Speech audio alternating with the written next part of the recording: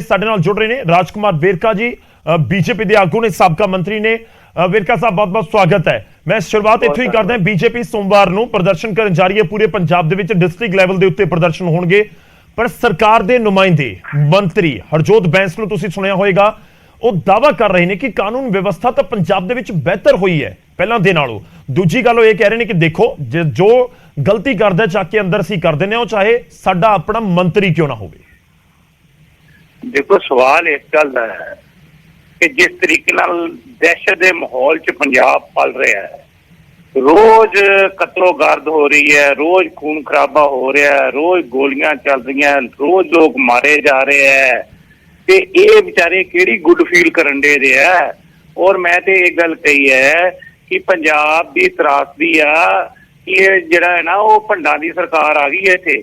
ਇਹ ਹੁਣ ਕੇਜਰੀਵਾਲ ਤੇ ਭਗਵੰਤ ਮਾਨ ਇਹ ਠੰਡੀਆਂ ਹਿਮਾਚਲ ਦੀਆਂ ਪਹਾੜੀਆਂ ਦੇ ਵਿੱਚ ਜਾ ਕੇ ਇਹ ਦੋਨੇ ਸਰਕਾਰਾਂ ਦਾ ਹਨੀਮੂਨ ਮਨਾ ਰਹੇ ਹੈ, ਔਰ ਪੰਜਾਬ ਨੂੰ ਕੋਈ ਸਾਂਭਣ ਵਾਲਾ ਨਹੀਂ, ਪੰਜਾਬ ਨੂੰ ਕੋਈ ਦੇਖਣ ਵਾਲਾ ਨਹੀਂ, ਔਰ ਕਿਸ ਤਰੀਕੇ ਦੇ ਹਾਲਾਤ ਦੇ ਵਿੱਚੋਂ ਅਸੀਂ ਗੁਜ਼ਰ ਰਹੇ ਹਾਂ। ਔਰ ਮੈਨੂੰ ਇਹ ਲੱਗਦਾ ਹੈ ਕਿ ਸ਼ਾਇਦ ਇਹਨਾਂ ਦੀਆਂ ਅੱਖਾਂ ਦਾ ਚਸ਼ਮਾ ਬਦਲਣਾ ਪੈਣਾ ਹੈ ਜਾਂ ਇਹਨਾਂ ਦਾ ਇਲਾਜ ਕਰਾਉਣਾ ਪੈਣਾ ਹੈ। ਔਰ ਇਹ ਦੇਖ ਨਹੀਂ ਰਹੇ ਕਿ ਪੰਜਾਬ ਦਹਿਸ਼ਤ ਦੇ ਮਾਹੌਲ ਦੇ ਅੰਦਰ ਹੈ। ਇਹਦਾ ਰੈਫਰੈਂਡਮ ਕਰਾ ਲੈਣ, ਕਿਸੇ ਨੂੰ ਪੁੱਛ ਲੈਣ ਬਈ ਤੁਹਾਡੀਆਂ ਨਿਗਾਹ ਹੁਣ ਬਦਲ ਗਈਆਂ, ਤੇ ਤੁਹਾਨੂੰ ਇਹ ਦੇਖਣਾ ਚਾਹੀਦਾ ਪੰਜਾਬ ਦੇ ਗਰਾਊਂਡ ਤੇ ਉਤਰ ਕੇ ਕਿ ਪੰਜਾਬ ਦੇ ਹਾਲਾਤ ਕੀ ਹੈ। ਪੰਜਾਬ ਦੇ ਹਾਲਾਤ ਵੱਧ ਨਾਲੋਂ ਬੱਤਰ ਹੈ। ਇਸੇ ਲਈ ਭਾਰਤੀ ਜਨਤਾ ਪਾਰਟੀ ਨੇ ਫੈਸਲਾ ਕੀਤਾ ਹੈ ਕਿ ਅਸੀਂ ਲੋਕਾਂ ਦੇ ਹੱਕ ਤੇ ਸੱਚ ਦੀ ਆਵਾਜ਼ ਉਠਾਵਾਂਗੇ, ਲੋਕਾਂ ਦੀ ਤਰਜਮਾਨੀ ਕਰਾਂਗੇ। ਇਹ ਜ਼ੁਲਮ ਤੇ ਜ਼ਬਰ ਦੇ ਖਿਲਾਫ ਕੱਲ ਭਾਰਤੀ ਜਨਤਾ ਪਾਰਟੀ ਪੂਰੇ ਪੰਜਾਬ ਦੇ ਵਿੱਚ ਸਾਰੇ ਹੈੱਡਕੁਆਟਰਾਂ ਦੇ ਉੱਪਰ ਪ੍ਰਦਰਸ਼ਨ ਕਰੇਗੀ। ਕੀ ਵੈਸੇ ਕੀ ਕੁਝ ਪ੍ਰੋਗਰਾਮ ਲਿਖਿਆ ਗਿਆ ਕਿ ਵੱਡੇ ਆਗੂ ਪਹੁੰਚਣਗੇ ਸੜਕਾਂ ਦੇ ਉੱਤੇ, ਕੋਈ ਪ੍ਰਦਰਸ਼ਨ ਕਰੋਗੇ, ਕੋਈ ਜਾਮ ਕਰਨਾ ਹੈ, ਜਾਂ ਕੀ ਕੁਝ ਪੂਰੀ ਰੂਪਰੇਖਾ ਰਹੇਗੀ? ਸਾਡਾ ਕੰਮ ਆ ਕਿ ਉਹ ਜਿਹੜੇ ਉੱਥੇ, ਮੈਂ ਤੁਹਾਨੂੰ ਇਹ ਗੱਲ ਕਹੀ ਹੈ ਕਿ ਕੇਜਰੀਵਾਲ ਤੇ ਭਗਵੰਤ ਮਾਨ ਆ ਠੰਡੀਆਂ ਪਹਾੜੀਆਂ 'ਚ ਪੰਜਾਬ ਨੂੰ ਤੜਫਦਾ ਛੱਡ ਕੇ ਜਿਹੜਾ ਚਲੇ ਗਏ ਹੈ, ਤੇ ਉਹਨਾਂ ਨੂੰ ਵਾਪਸ ਇੱਧਰ ਝਾਤੀ ਪਵਾਣੀ, ਉਹਨੂੰ ਦਿਖਾਣਾ ਕਿ ਪੰਜਾਬ ਦੇ ਹਾਲਾਤ ਕੀ ਹੈ। ਔਰ ਇਸੇ ਲਈ ਉਹਨਾਂ ਨੂੰ ਜਗਾਉਣ ਵਾਸਤੇ ਗੂੰਗੀ ਬੋਲੀ ਸਰਕਾਰ ਨੂੰ ਪੂਰੇ ਪੰਜਾਬ ਦੇ ਵਿੱਚ ਜਿਹੜੇ ਆ ਉਹ ਜਿਹੜੇ ਆ ਲੋਕ ਜਿਹੜੇ ਇਕੱਠੇ ਹੋ ਕੇ, ਪੂਰੇ ਪੰਜਾਬ ਦੇ ਲੋਕ ਇਕੱਠੇ ਹੋਣਗੇ ਤੇ ਇਹ ਪ੍ਰਦਰਸ਼ਨ ਕਰਨ। ਸ਼ੁਕਰੀਆ ਵੇਰਕਾ ਸਾਹਿਬ, ਧੰਨਵਾਦ ਸਾਡੇ ਨਾਲ ਜੁੜਨ ਦੇ ਲਈ, ਇਸ ਪੂਰੀ ਗੱਲਬਾਤ ਦੇ ਲਈ। ਤਾਂ ਸਰਕਾਰ ਦੇ ਉੱਤੇ ਹਮਲਾਵਰ ਨੇ ਇਸ ਸਮੇਂ ਵਿਰੋਧੀ ਪੰਜਾਬ ਸਰਕਾਰ ਨੂੰ ਕਾਨੂੰਨ ਵਿਵਸਥਾ ਦੇ ਮੁੱਦੇ ਉੱਤੇ ਘੇਰਿਆ ਜਾ ਰਿਹਾ ਹੈ। ਤੇ ਇਸ ਵਿਚਾਲੇ ਬੀਜੇਪੀ ਦੇ ਵੱਲੋਂ ਸੋਮਵਾਰ ਨੂੰ ਜ਼ਿਲ੍ਹਾ ਪੱਧਰ ਦੇ ਉੱਤੇ ਪੰਜਾਬ 'ਚ ਸਾਰੇ ਜ਼ਿਲ੍ਹਿਆਂ 'ਚ ਹੈੱਡਕੁਆਟਰ ਦੇ ਉੱਤੇ ਜਾ ਕੇ ਧਰਨੇ ਪ੍ਰਦਰਸ਼ਨ ਕੀਤੇ ਜਾਣਗੇ ਕਾਨੂੰਨ ਵਿਵਸਥਾ ਦੇ ਉੱਤੇ। ਜੋ ਪਹਿਲਾਂ ਜ਼ਿਕਰ ਕੀਤਾ ਕਿ ਪੰਜਾਬ ਦੇ ਵਿੱਚ ਜਿਹੜੀਆਂ ਘਟਨਾਵਾਂ ਵਾਪਰੀਆਂ ਨੇ ਪਿਛਲੇ ਕੁਝ ਸਮੇਂ ਦੇ ਵਿੱਚ, ਖਾਸ ਤੌਰ ਤੇ ਸਿੱਧੂ ਮੂਸੇਵਾਲਾ ਦਾ ਜਿਸ ਤਰੀਕੇ ਨਾਲ ਕਤਲ ਕਰ ਦਿੱਤਾ ਗਿਆ, ਉਸ ਤੋਂ ਬਾਅਦ ਵਿਰੋਧੀਆਂ ਦੇ ਨਿਸ਼ਾਨੇ ਦੇ ਉੱਤੇ ਸਰਕਾਰ, ਹਾਲਾਂਕਿ ਸਰਕਾਰ ਦੇ ਨੁਮਾਇੰਦੇ ਜ਼ਰੂਰ ਦਾਅਵਾ ਕਰ ਰਹੇ ਨੇ। ਹਰਜੋਤ ਬੈਂਸ ਨੂੰ ਤੁਸੀਂ ਸੁਣਿਆ, ਉਹਨਾਂ ਦੇ ਵੱਲੋਂ ਦਾਅਵਾ ਜ਼ਰੂਰ ਕੀਤਾ ਜਾ ਰਿਹਾ ਸੀ ਕਿ ਪਹਿਲਾਂ ਨਾਲੋਂ ਹਾਲਾਤ ਵੱਖਰੇ ਹੋਏ ਨੇ, ਜਾਂ ਕਹੀਏ ਕਿ ਪਹਿਲਾਂ ਨਾਲੋਂ ਹਾਲਾਤ ਸੁਧਰੇ ਨੇ। ਇਹ ਹਰਜੋਤ ਬੈਂਸ ਕੈਬਨਿਟ ਮੰਤਰੀ ਨੇ, ਉਹਨਾਂ ਦੇ ਵੱਲੋਂ ਦਾਅਵਾ ਕੀਤਾ ਜਾ ਰਿਹਾ।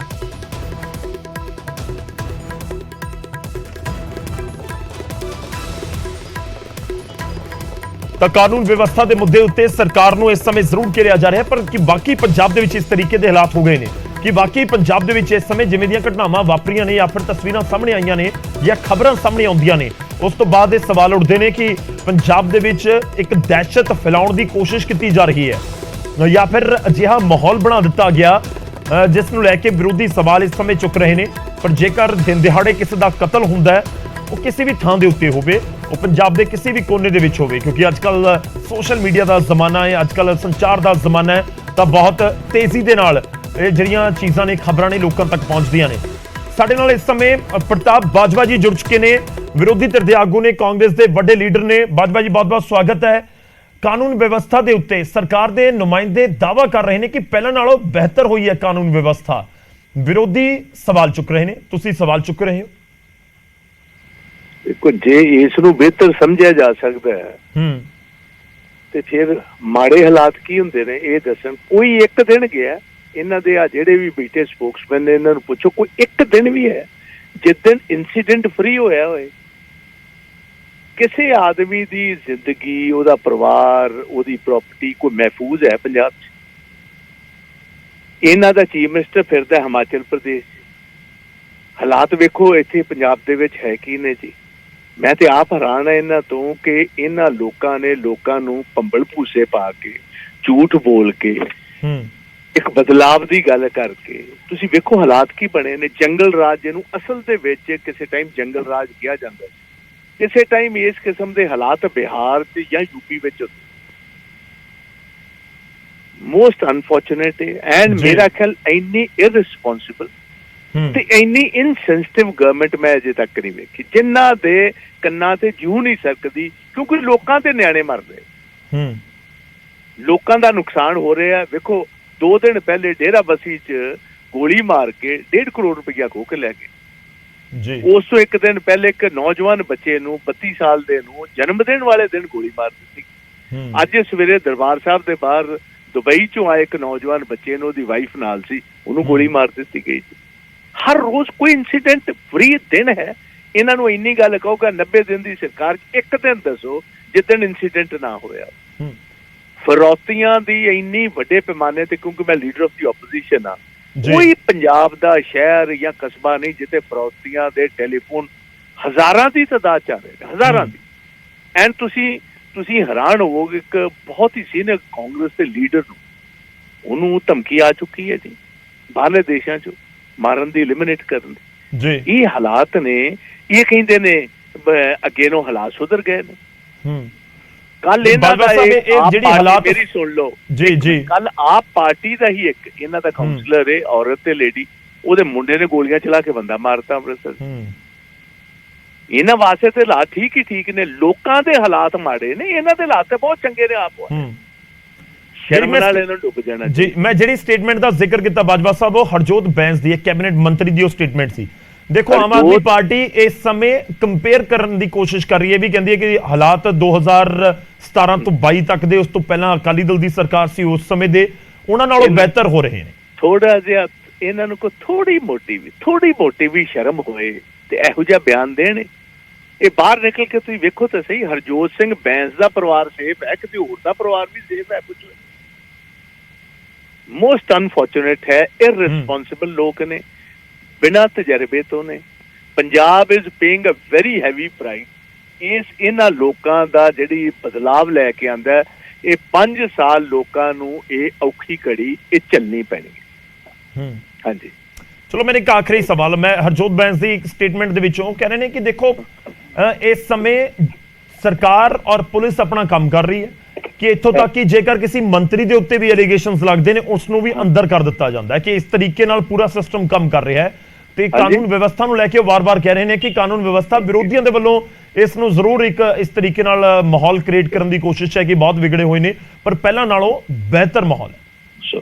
ਇਹਨਾਂ ਨੂੰ ਇਹ ਪੁੱਛਿਓ ਕਿ ਇਹਦੇ ਆ ਗਏ ਸੀ ਪਿੰਡ ਮੂਸੇ ਵਾਲੇ ਦੇ 3000 ਬੰਦਾ ਲੈ ਕੇ, ਇਹਨਾਂ ਦਾ ਚੀਫ ਮਿਨਿਸਟਰ ਉੱਥੇ ਗਿਆ ਸੀ। ਜੇ ਹਾਲਾਤ ਸੁਧਰੇ ਹੁੰਦੇ, ਇਹ ਉਹੀ ਮੁੱਖ ਮੰਤਰੀ ਹੈ ਜਿਹੜਾ ਕਹਿੰਦਾ ਸੀ ਕਿ ਮੈਂ ਪੰਜਾਬ ਦੀਆਂ ਸੱਥਾਂ ਦੇ ਵਿੱਚ, ਪਿੰਡਾਂ ਦੇ ਵਿੱਚ ਬਿਨਾਂ ਸਿਕਿਉਰਿਟੀ ਜਾਊਂਗਾ।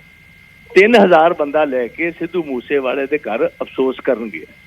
ਇੱਥੋਂ ਹੀ ਇਸ ਤੋਂ ਵੱਡੀ ਹੋਰ ਕੀ ਇੱਕ ਗੱਲ ਹੋ ਸਕਦੀ ਹੈ ਤੁਹਾਡੇ ਸਾਹਮਣੇ? ਇੰਨਾ ਵੱਡੇ ਫੇਲੀਅਰ ਦਾ ਕਾਰਨ 80 ਬੰਦੇ ਇਹਨਾਂ ਨੇ ਆਪਣੇ ਆਖਾਂ ਨੂੰ 82 ਦਿੱਤੇ ਨੇ ਕੇਜਰੀਵਾਲ ਨੂੰ, ਇੱਕ ਰਾਘਵ ਚੱਢਾ ਆਇਆ ਇਹਨਾਂ ਦਾ ਰਾਜ ਸਭਾ, 45 ਬੰਦੇ ਉਹਨੂੰ ਦਿੱਤੇ ਨੇ।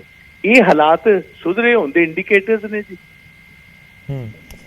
ਇਹ ਇੰਡੀਕੇਟਰਸ ਨੇ ਹਾਲਾਤ ਸੁਧਰਨ ਦੇ। ਇਹਨਾਂ ਨੂੰ ਕਹੋ ਬੈਂਸ ਸਾਹਿਬ ਨੂੰ ਕਿਤੇ ਬਾਹਰ ਨਿਕਲ ਕੇ ਲੋਕਾਂ ਨੂੰ ਪੁੱਛੋ ਹਾਲਾਤ ਕੀ। ਆ ਸੰਗਰੂਰ ਦਾ ਪਾਰਲੀਮੈਂਟ ਦਾ ਰਿਜ਼ਲਟ ਹੀ ਇਹਨਾਂ ਨੂੰ ਹਾਲਾਤ ਦੱਸੇਗਾ। ਇਹਨਾਂ ਤੁਸੀਂ ਜਿੱਤ ਦਾ ਦਾਅਵਾ ਕਰ ਰਹੇ ਹੋ ਸੰਗਰੂਰ 'ਚ? ਮੈਂ ਜਿੱਤ ਦਾ ਦਾਅਵਾ ਨਹੀਂ ਕਰ ਰਿਹਾ, ਮੈਂ ਇਹਨਾਂ ਦੀ ਹਾਰ ਦਾ ਦਾਅਵਾ 100% ਕਰ ਰਿਹਾ। ਇੱਕ ਹੋਰ ਚੀਜ਼ ਜੇਕਰ ਦੱਸ ਸਕੋ, ਬੀਜੇਪੀ ਸੋਮਵਾਰ ਨੂੰ, ਚਲੋ ਫੋਨ ਲਾਈਨ ਕੱਟ ਗਈ ਉਹਨਾਂ ਦੀ, ਪ੍ਰਤਾਪ ਬਾਜਵਾ ਨਿਸ਼ਾਨਾ ਸਾਧਦੇ ਹੋਏ ਨਜ਼ਰ ਆ ਰਹੇ ਨੇ ਸਰਕਾਰ ਦੇ ਉੱਤੇ, ਔਰ ਇਹ ਵੀ ਕਹਿ ਰਹੇ ਨੇ ਕਿ ਜੇਕਰ ਹੁਣ ਮਾਹੌਲ ਠੀਕ ਹੈ ਤਾਂ ਫਿਰ ਖਰਾਬ ਕੀ ਹੋਣਗੇ। ਖੈਰ ਇਸ ਸਮੇਂ ਸਿਆਸੀ ਤੌਰ ਦੇ ਉੱਤੇ ਇੱਕ ਦੂਜੇ ਦੇ ਉੱਤੇ ਐਲੀਗੇਸ਼ਨਸ ਜ਼ਰੂਰ ਲਗਾਏ ਜਾ ਰਹੇ ਨੇ, ਪਰ ਜੇਕਰ ਘਟਨਾਵਾਂ ਹੋਈਆਂ ਨੇ ਜਾਂ ਫਿਰ ਜੇਕਰ ਇਸ ਤਰੀਕੇ ਦੀ ਸਥਿਤੀ ਬਣੀ ਹੈ ਤਾਂ ਫਿਰ ਸਵਾਲ ਉੱਠ ਰਹੇ ਨੇ, ਔਰ ਸਵਾਲ ਉੱਠਣੇ ਕਈ ਵਾਰ ਲਾਜ਼ਮੀ ਵੀ ਹੁੰਦੇ ਨੇ। ਔਰ ਖਾਸ ਇਹ ਵੀ ਹੈ ਕਿ ਜਦੋਂ ਆਮ ਆਦਮੀ ਪਾਰਟੀ ਆਪੋਜੀਸ਼ਨ ਦੇ ਵਿੱਚ ਸੀ ਤਾਂ ਕਾਨੂੰਨ ਵਿਵਸਥਾ ਨੂੰ ਲੈ ਕੇ ਕਾਂਗਰਸ ਦੀ ਸਰਕਾਰ ਨੂੰ ਘੇਰਦੀ ਸੀ, ਔਰ ਜਦੋਂ ਕਾਂਗਰਸ ਆਪੋਜੀਸ਼ਨ ਦੇ ਵਿੱਚ ਸੀ, ਅਕਾਲੀ ਦਲ ਦੀ ਸਰਕਾਰ ਸੀ, ਤਾਂ ਇਸ ਤਰੀਕੇ ਦੇ ਐਲੀਗੇਸ਼ਨਸ ਅਕਾਲੀ ਦਲ ਬੀਜੇਪੀ ਦੀ ਸਰਕਾਰ ਦੇ ਉੱਤੇ, ਮੈਂ 2017 ਤੋਂ ਪਹਿਲਾਂ ਵਾਲਾ ਦਾ ਸਮਾਂ ਦਾ ਜ਼ਿਕਰ ਕਰ ਰਿਹਾ ਹਾਂ, ਤਾਂ ਉਸ ਸਮੇਂ ਕਾਂਗਰਸ ਵੀ ਖੂਬ ਨਿਸ਼ਾਨੇ ਲਗਾਉਂਦੀ ਸੀ। ਖੈਰ ਸਿਆਸਤ ਜ਼ਰੂਰ ਹੁੰਦੀ ਹੈ, ਪਰ ਇਸ ਸਭ ਦੇ ਵਿਚਾਲੇ ਸਵਾਲ ਹੀ ਹੈ ਕਿ ਜਿਹੜੀਆਂ ਇਹ ਘਟਨਾਵਾਂ ਪੰਜਾਬ ਦੇ ਵਿੱਚ ਹੋਈਆਂ ਨੇ ਜਾਂ ਵਾਪਰੀਆਂ ਨੇ, ਇਹਨਾਂ ਦੇ ਉੱਤੇ ਲਗਾਮ ਕਿਵੇਂ ਲੱਗੇਗੀ। ਉਹ ਚਾਹੇ ਸਿੱਧੂ ਮੂਸੇਵਾਲਾ ਦਾ ਕਤਲ ਹੋਵੇ ਜਾਂ ਹੋਰ ਜਿਹੜੀਆਂ ਘਟਨਾਵਾਂ ਪੰਜਾਬ ਦੇ ਵਿੱਚ, ਜਿਵੇਂ ਅੰਮ੍ਰਿਤਸਰ ਦੇ ਵਿੱਚ ਇੱਕ ਘਟਨਾ ਵਾਪਰੀ ਹੈ, ਤਾਂ ਕਾਨੂੰਨ ਦਾ ਖੌਫ ਨਹੀਂ ਹੈ ਜਾਂ ਆਖਿਰ ਵਜ੍ਹਾ ਕੀ ਹੈ ਕਿ ਇਸ ਤਰੀਕੇ ਨਾਲ ਇਹ ਜਿਹੜੇ ਸ਼ਰਾਰਤੀ ਅਨਸਰ ਨੇ ਆ ਜਿਹੜੇ ਇਸ ਤਰੀਕੇ ਦੇ ਨਾਲ ਵਾਰਦਾਤਾਂ ਨੂੰ ਅੰਜਾਮ ਦੇਣ ਵਾਲੇ ਅਨਸਰ ਨੇ, ਜੋ ਵਾਰਦਾਤਾਂ ਨੂੰ ਅੰਜਾਮ ਦੇ ਰਹੇ ਨੇ, ਆਖਿਰ ਕਿਉਂ ਇੰਨੇ ਬੇਖੌਫ ਹੋਏ ਨਜ਼ਰ ਆਉਂਦੇ ਨੇ। ਬਹੁਤ ਸਾਰੇ ਸਵਾਲ ਨੇ ਸਰਕਾਰ ਦੇ ਸਾਹਮਣੇ, ਪੁਲਿਸ ਦੇ ਸਾਹਮਣੇ, ਜੋ ਵਿਰੋਧੀ ਚੁੱਕ ਰਹੇ ਨੇ, ਲਾਜ਼ਮੀ ਤੌਰ ਤੇ ਉਹਨਾਂ ਦਾ ਜਵਾਬ ਦੇਣਾ ਹੋਵੇਗਾ।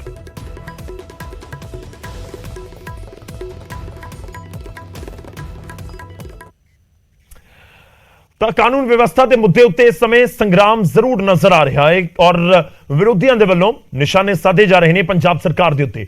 ਅੱਗੇ ਵਧਦੇ ਅਗਲੀ ਖਬਰ ਦਾ ਰੁਖ ਕਰਦੇ ਹਾਂ ਤੇ ਖਬਰ ਹੈ ਸੰਗਰੂਰ ਜ਼ਿਮਨੀ ਚੋਣਾਂ ਦੇ ਨਾਲ ਜੁੜੀ ਹੋਈ, ਜਿਸ ਦੇ ਵਿੱਚ ਦਾਅਵਾ ਕਰ ਗਏ ਪ੍ਰਤਾਪ ਬਾਜਵਾ, ਹੁਣੇ ਜੋ ਫੋਨ ਲਾਈਨ ਦੇ ਉੱਤੇ ਸਨ, ਤੇ ਉਹ ਦਾਅਵਾ ਕਰ ਗਏ ਕਿ ਸੰਗਰੂਰ ਦੇ ਵਿੱਚ ਆਮ ਆਦਮੀ ਪਾਰਟੀ ਜਿੱਤੇਗੀ ਨਹੀਂ। ਇਹ ਪ੍ਰਤਾਪ ਬਾਜਵਾ ਨੇ ਦਾਅਵਾ ਕੀਤਾ। ਉਹ ਤਾਂ ਸੰਗਰੂਰ ਜ਼ਿਮਨੀ ਚੋਣਾਂ ਦੇ ਵਿੱਚ ਮੂਸੇਵਾਲਾ ਦਾ ਜ਼ਿਕਰ ਵੀ ਹੋ ਰਿਹਾ ਹੈ। ਕਾਂਗਰਸ ਨੇ ਜਾਰੀ ਕੀਤਾ ਇਲੈਕਸ਼ਨ ਸੌਂਗ, ਤੇ ਸੌਂਗ ਦੇ ਵਿੱਚ ਸਿੱਧੂ ਮੂਸੇਵਾਲਾ ਦੀ ਤਸਵੀਰ ਵੀ ਸ਼ਾਮਿਲ ਹੈ। ਕਾਨੂੰਨ ਵਿਵਸਥਾ ਦਾ ਮੁੱਦਾ ਚੁੱਕਿਆ ਗਿਆ ਹੈ। ਦਲਵੀਰ ਗੋਲਡੀ ਦੇ ਚੋਣ ਪ੍ਰਚਾਰ ਦੇ ਲਈ ਇਹ ਜਿਹੜਾ ਸੌਂਗ ਹੈ ਉਹ ਰਿਲੀਜ਼ ਇੱਕ ਤਰੀਕੇ ਨਾਲ ਕੀਤਾ ਗਿਆ। ਮੂਸੇਵਾਲਾ ਮਰਡਰ ਕੇਸ ਨੂੰ ਕਾਂਗਰਸ ਨੇ ਮੁੱਦਾ ਬਣਾਇਆ ਹੈ। ਸੰਗਰੂਰ ਜ਼ਿਮਨੀ ਚੋਣਾਂ ਦੇ ਲਈ ਜਾਰੀ ਕੀਤਾ ਗਿਆ ਕੈਂਪੇਨ ਸੌਂਗ ਔਰ ਇਸ ਗਾਣੇ ਦੇ ਵਿੱਚ ਮੂਸੇਵਾਲਾ ਮਰਡਰ ਦਾ ਜ਼ਿਕਰ ਕੀਤਾ ਗਿਆ। ਦਰਅਸਲ ਥੋੜੀ ਦੇਰ ਪਹਿਲਾਂ ਰਾਜਾ ਵੜਿੰਗ ਦੇ ਵੱਲੋਂ ਇੱਕ ਸਰਪ੍ਰਾਈਜ਼ ਦਾ ਜ਼ਿਕਰ ਕੀਤਾ ਗਿਆ ਸੀ। ਤਾਂ ਇਲੈਕਸ਼ਨ ਕੈਂਪੇਨ ਇਸ ਸਮੇਂ ਜ਼ਰੂਰ ਕਾਂਗਰਸ ਵੀ ਭਖਾਉਂਦੀ ਹੋਈ ਨਜ਼ਰ ਆ ਰਹੀ ਹੈ, ਤੇ ਇਸ ਵਿਚਾਲੇ ਇੱਕ ਗਾਣੇ ਨੂੰ ਰਿਲੀਜ਼ ਕੀਤਾ ਗਿਆ, ਇੱਕ ਸੌਂਗ ਨੂੰ। ਆਮ ਤੌਰ ਤੇ ਸਿਆਸੀ ਪਾਰਟੀਆਂ ਗਾਣਿਆਂ ਦੇ ਜ਼ਰੀਏ ਵੋਟਰਾਂ ਤੱਕ ਪਹੁੰਚ ਕਰਨ ਦੀ ਕੋਸ਼ਿਸ਼ ਕਰਦੀਆਂ ਨੇ, ਤੇ ਸੰਗਰੂਰ ਜ਼ਿਮਨੀ ਚੋਣ ਦੇ ਵਿੱਚ ਵੀ ਕਾਂਗਰਸ ਪੂਰਾ ਜ਼ੋਰ ਲਗਾ ਰਹੀ ਹੈ। ਤੇ ਇਸ ਖਾਸ ਇਹ ਹੈ ਕਿ ਸੰਗਰੂਰ ਇਲੈਕਸ਼ਨ ਦੇ ਵਿੱਚ ਮੂਸੇਵਾਲਾ ਦਾ ਜ਼ਿਕਰ ਹੋ ਰਿਹਾ, ਮੂਸੇਵਾਲਾ ਮਰਡਰ ਕੇਸ ਦਾ ਜ਼ਿਕਰ ਹੋ ਰਿਹਾ ਹੈ। ਸੁਣਵਾਉਂਦੇ ਹਾਂ ਤੁਹਾਨੂੰ ਕਾਂਗਰਸ ਨੇ ਇਹ ਜੋ ਗਾਣਾ ਜਾਰੀ ਕੀਤਾ।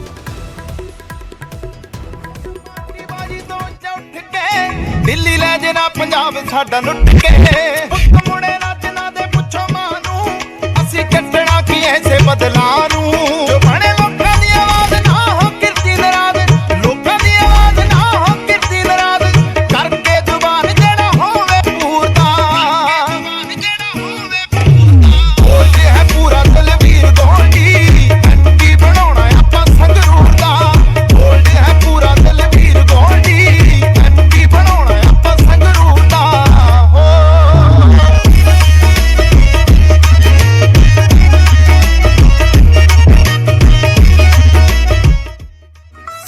ਸੋਚ ਪਾਰਟੀ ਬਾਜੀ ਤੋਂ ਉੱਠ ਕੇ, ਦਿੱਲੀ ਲੈ ਜੇ ਨਾ ਪੰਜਾਬ ਸਾਡਾ ਲੁੱਟ ਕੇ, ਪੁੱਤ ਮੁੜੇ ਨੱਚਣਾ ਦੇ ਪੁੱਛੋ ਮਾਂ ਨੂੰ, ਅਸੀਂ ਕੱਟਣਾ ਕੀ ਐਸੇ ਬਦਲਾ ਨੂੰ।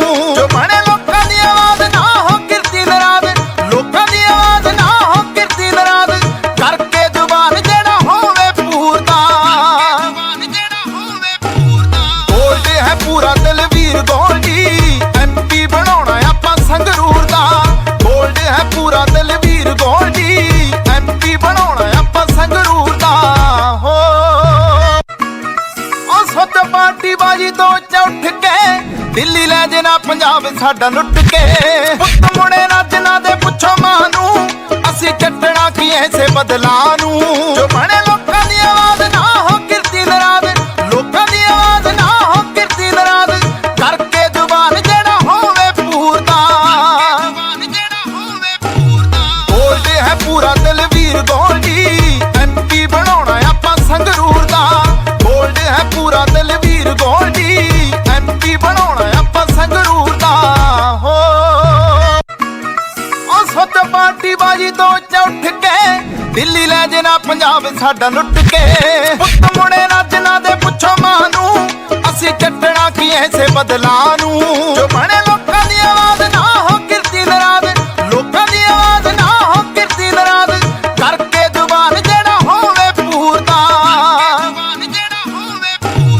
ਬੋਲਦੇ ਹੈ ਪੂਰਾ ਦਲਵੀਰ ਗੋਲਡੀ, ਐਮਪੀ ਬਣਾਉਣਾ ਆਪਾਂ ਸੰਗਰੂਰ ਦਾ, ਬੋਲਦੇ ਹੈ ਪੂਰਾ ਦਲਵੀਰ ਗੋਲਡੀ। ਤਾਂ ਕਾਂਗਰਸ ਦੇ ਵੱਲੋਂ ਇੱਕ ਕੈਂਪੇਨ ਸੌਂਗ ਜਾਰੀ ਕਰ ਦਿੱਤਾ ਗਿਆ। ਦੋ ਅਹਿਮ ਚੀਜ਼ਾਂ ਨੇ, ਇੱਕ ਤਾਂ ਦਲਵੀਰ ਗੋਲਡੀ ਦੇ ਉੱਤੇ ਹੀ ਪੂਰਾ ਗਾਣਾ ਸੈਂਟਰਿਕ ਹੈ, ਕਿਉਂਕਿ ਇਹ ਜ਼ਿਮਨੀ ਚੋਣਾਂ ਲੋਕ ਸਭਾ ਦੀ ਇੱਕ ਸੀਟ ਦੇ ਲਈ ਔਰ ਦਲਵੀਰ ਗੋਲਡੀ ਕਾਂਗਰਸ ਦੇ ਉਮੀਦਵਾਰ ਨੇ। ਗੋਲਡੀ ਨੂੰ ਗੋਲਡ ਦੱਸ ਕੇ ਵੋਟਾਂ ਪਾਉਣ ਦੀ ਅਪੀਲ ਕਾਂਗਰਸ ਕਰ ਰਹੀ ਹੈ, ਪਰ ਦੂਜੇ ਪਾਸੇ ਜੋ ਖਾਸ ਹੈ ਕਿ ਸਿੱਧੂ ਮੂਸੇਵਾਲਾ ਦਾ ਜ਼ਿਕਰ ਵੀ ਇਸ ਦੇ ਵਿੱਚ ਹੈ। ਉਸ ਦੀਆਂ ਤਸਵੀਰਾਂ ਦਾ ਉਹ ਪੂਰਾ ਘਟਨਾਕ੍ਰਮ ਜੋ ਪਿਛਲੇ ਕੁਝ ਦਿਨਾਂ ਦੇ ਵਿੱਚ ਵਾਪਰਿਆ ਉਸ ਦਾ ਵੀ ਇਸਤੇਮਾਲ ਇਨ ਤਸਵੀਰਾਂ ਦੇ ਜ਼ਰੀਏ ਸੌਂਗ ਦੇ ਵਿੱਚ ਕੀਤਾ ਗਿਆ ਕਿ ਜਿਨ੍ਹਾਂ ਦੇ ਪੁੱਤ ਚਲੇ ਗਏ ਉਹ ਵਾਪਸ ਨਹੀਂ ਆਉਣਗੇ। ਇੱਕ ਫੈਕਟ ਇਹ ਵੀ ਹੈ ਕਿ ਸਿੱਧੂ ਮੂਸੇਵਾਲਾ ਕਾਂਗਰਸ ਦੇ ਨਾਲ ਜੁੜੇ ਹੋਏ ਸੀ। ਕਾਂਗਰਸ ਦੇ ਜਿਹੜੇ ਆਗੂ ਸੀ, ਕਾਂਗਰਸ ਦੀ ਟਿਕਟ ਦੇ ਉੱਤੇ ਉਹਨਾਂ ਨੇ ਮਾਨਸਾ ਤੋਂ ਵਿਧਾਨ ਸਭਾ ਚੋਣ ਲੜੀ ਸੀ, ਜਿੱਥੇ ਹਾਸਲ ਬੇਸ਼ੱਕ ਉਹ ਨਹੀਂ ਕਰ ਸਕੇ ਸਨ, ਪਰ ਹੁਣ ਫੋਕਸ ਕਾਂਗਰਸ ਦਾ ਸਾਫ਼ ਤੌਰ ਤੇ ਨਜ਼ਰ ਆ ਰਿਹਾ ਹੈ 23 ਤਰੀਕ ਦੇ ਉੱਤੇ ਸੰਗਰੂਰ ਦੀ ਜ਼ਿਮਨੀ ਚੋਣ ਦੇ ਉੱਤੇ। ਔਰ ਦਲਵੀਰ ਗੋਲਡੀ ਨੂੰ ਇੱਥੇ ਚੋਣ ਮੈਦਾਨ ਦੇ ਵਿੱਚ ਉਤਾਰਿਆ ਗਿਆ ਹੈ। ਤੁਹਾਨੂੰ ਦੱਸ ਦਈਏ ਕਿ ਕਾਂਗਰਸ ਨੇ ਉਮੀਦਵਾਰ ਬਣਾਇਆ ਹੈ ਦਲਵੀਰ ਗੋਲਡੀ ਨੂੰ। ਦਲਵੀਰ ਗੋਲਡੀ ਧੂਰੀ ਤੋਂ ਚੋਣ ਜਿੱਤੇ ਸੀ 2017 ਦੇ ਵਿੱਚ ਔਰ 2022 ਦੇ ਵਿੱਚ ਦੁਬਾਰਾ ਇਲੈਕਸ਼ਨ ਲੜੇ ਔਰ ਧੂਰੀ ਤੋਂ ਭਗਵੰਤ ਮਾਨ ਵੀ ਇਸ ਵਾਰ ਇਲੈਕਸ਼ਨ ਲੜੇ ਸੀ ਔਰ ਭਗਵੰਤ ਮਾਨ ਜਿੱਤ ਕੇ ਮੁੱਖ ਮੰਤਰੀ ਬਣ ਗਏ। ਦਲਵੀਰ ਗੋਲਡੀ ਹਾਰ ਗਏ ਸੀ ਵਿਧਾਨ ਸਭਾ ਚੋਣ ਤੇ ਹੁਣ ਉਸ ਪੂਰੇ ਇਲਾਕੇ ਦੇ ਵਿੱਚ ਦਲਵੀਰ ਗੋਲਡੀ ਪਛਾਣ ਰੱਖਦੇ ਨੇ ਤਾਂ ਕਾਂਗਰਸ ਨੇ ਇੱਕ ਵਾਰ ਫਿਰ ਉਹਨਾਂ ਦੇ ਉੱਤੇ ਦਾਅ ਖੇਡਿਆ ਤੇ ਦਲਵੀਰ ਗੋਲਡੀ ਨੂੰ ਚੋਣ ਮੈਦਾਨ 'ਚ ਉਤਾਰਿਆ। ਜਦਕਿ ਆਮ ਆਦਮੀ ਪਾਰਟੀ ਦੇ ਵੱਲੋਂ ਘਰਾਚੋ ਪਿੰਡ ਦੇ ਸਰਪੰਚ ਗੁਰਮੇਲ ਸਿੰਘ ਨੂੰ ਚੋਣ ਮੈਦਾਨ ਦੇ ਵਿੱਚ ਉਤਾਰਿਆ ਗਿਆ ਹੈ। ਤਾਂ ਗੁਰਮੇਲ ਸਿੰਘ ਭਗਵੰਤ ਮਾਨ ਦੇ ਕਰੀਬੀ ਕਹੇ ਜਾਂਦੇ ਨੇ ਤੇ ਸੰਗਰੂਰ ਵਾਲੀ ਸੀਟ ਦੇ ਲਈ ਚੋਣ ਮੈਦਾਨ ਦੇ ਵਿੱਚ ਆਮ ਆਦਮੀ ਪਾਰਟੀ ਨੇ ਗੁਰਮੇਲ ਸਿੰਘ ਨੂੰ ਉਤਾਰਿਆ। ਤੇ ਗੱਲ ਕਰੀਏ ਬੀਜੇਪੀ ਦੀ ਤਾਂ ਬੀਜੇਪੀ ਨੇ ਕਾਂਗਰਸ ਨੂੰ ਛੱਡ ਕੇ ਬੀਜੇਪੀ ਦੇ ਵਿੱਚ ਸ਼ਾਮਲ ਹੋਏ ਕੇਵਲ ਸਿੰਘ ਢਿੱਲੋਂ ਨੂੰ ਚੋਣ ਮੈਦਾਨ ਦੇ ਵਿੱਚ ਉਤਾਰਿਆ ਤੇ ਉਸ ਤੋਂ ਬਾਅਦ ਅਕਾਲੀ ਦਲ ਦੀ ਅਸੀਂ ਗੱਲ ਕਰੀਏ ਤਾਂ ਸ਼੍ਰੋਮਣੀ ਅਕਾਲੀ ਦਲ ਨੇ ਬੰਦੀ ਸਿੰਘਾਂ ਦੇ ਨਾਮ ਦੇ ਉੱਤੇ ਇਹ ਪੂਰੀ ਇਲੈਕਸ਼ਨ ਕੈਂਪੇਨ ਨੂੰ ਅਕਾਲੀ ਦਲ ਆਪਣੀ ਅੱਗੇ ਵਧਾ ਰਿਹਾ ਹੈ। ਇੱਕ ਮੌਕਾ ਬੰਦੀ ਸਿੰਘਾਂ ਨੂੰ ਕਹਿ ਕੇ ਇਸ ਤਰੀਕੇ ਨਾਲ ਪੂਰੀ ਇਲੈਕਸ਼ਨ ਕੈਂਪੇਨ ਕੀਤੀ ਜਾ ਰਹੀ ਹੈ। ਬਲਵੰਤ ਸਿੰਘ ਰਾਜੋਆਣਾ ਦੀ ਭੈਣ ਕਮਲਦੀਪ ਕੌਰ ਰਾਜੋਆਣਾ ਨੂੰ ਚੋਣ ਮੈਦਾਨ ਦੇ ਵਿੱਚ ਉਤਾਰਿਆ ਗਿਆ ਸ਼੍ਰੋਮਣੀ ਅਕਾਲੀ ਦਲ ਦੇ ਵੱਲੋਂ ਤੇ ਉੱਥੇ ਹੀ ਇਸ ਚੋਣ ਮੈਦਾਨ ਦੇ ਵਿੱਚ ਸਿਮਰਨਜੀਤ ਸਿੰਘ ਮਾਨ ਵੀ ਨਿਤਰੇ ਨੇ। ਸ਼੍ਰੋਮਣੀ ਅਕਾਲੀ ਦਲ ਅੰਮ੍ਰਿਤਸਰ ਦੇ ਪ੍ਰਧਾਨ ਨੇ ਤੇ ਉਹਨਾਂ ਦੇ ਵੱਲੋਂ ਵੀ ਚੋਣ ਤਾਲ ਠੋਕੀ ਜਾ ਰਹੀ ਹੈ। ਤੁਹਾਨੂੰ ਦੱਸ ਦਈਏ ਕਿ ਨਾਮਜ਼ਦਗੀਆਂ ਦਾ ਕੰਮ ਪੂਰਾ ਹੋ ਚੁੱਕਿਆ ਹੈ ਤੇ ਹੁਣ ਵੋਟਾਂ ਦਾ ਇੰਤਜ਼ਾਰ ਹੈ 23 ਤਰੀਕ ਨੂੰ 23 ਜੂਨ ਨੂੰ ਇਸੇ ਮਹੀਨੇ 23 ਤਰੀਕ ਨੂੰ ਵੋਟਾਂ ਪੈਣਗੀਆਂ ਔਰ 26 ਤਰੀਕ ਨੂੰ ਨਤੀਜਿਆਂ ਦੀ ਅਨਾਉਂਸਮੈਂਟ ਕੀਤੀ ਜਾਏਗੀ। ਐਮਪੀ ਬਣਾਉਣਾ ਆਪਾਂ ਸੰਗਰੂਰ ਦਾ ਹੋ